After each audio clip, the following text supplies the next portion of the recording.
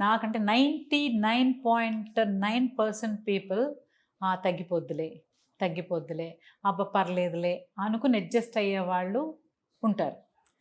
ఇంకా 1% అలా లేదు కొంచెం మరి హెల్త్ భరించలేకపోతున్నాం అంటే తప్పితే రావు. ఇప్పుడు సెల్ఫ్ హీలింగ్ అన్నది వారం 10 రోజులు అయిపోతుంది. దాని తర్వాత అది మనల్ని బాధ పెడుతుంటేనే జాగ్రత్తగా ఉండాలి. సో కొన్నిసార్లు ఏముందంటే మనం అనుకుంటాము, ఏదో వెళ్తాము, చూస్తాము, డాక్టర్ని చూస్తాము, ఏదో చేస్తారు, ఏదో మందులు పడతారు, చేస్తాము, అలా అలా అలా అలా. మీరు అడిగిన క్వశ్చన్ ఏంటంటే ఫైనల్గా ప్రాబ్లం వచ్చింది, అక్కడ కూడాను పెద్ద పెద్ద ఆపరేషన్కి వెళ్ళాల్సిన అవసరం లేదు.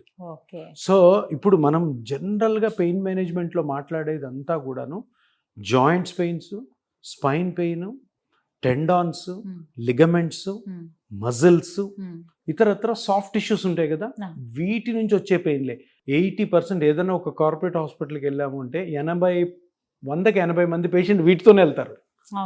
పాయింట్ ఏంటంటే అక్కడ ఒక కార్పొరేట్ హాస్పిటల్లో, ఒక పెద్ద కార్పొరేట్ హాస్పిటల్లో ఒక రోజుకి 1000 మంది పేషెంట్లు లోపలికి వెళ్ళారంటే 900 మందికి జబ్బు ఉండదు. అంటే అదేంటి సార్, జబ్బు లేనివాడు హాస్పిటల్కి ఎందుకు వెళ్తున్నాడు? ఇవి జబ్బులు కాదు, నొప్పులు.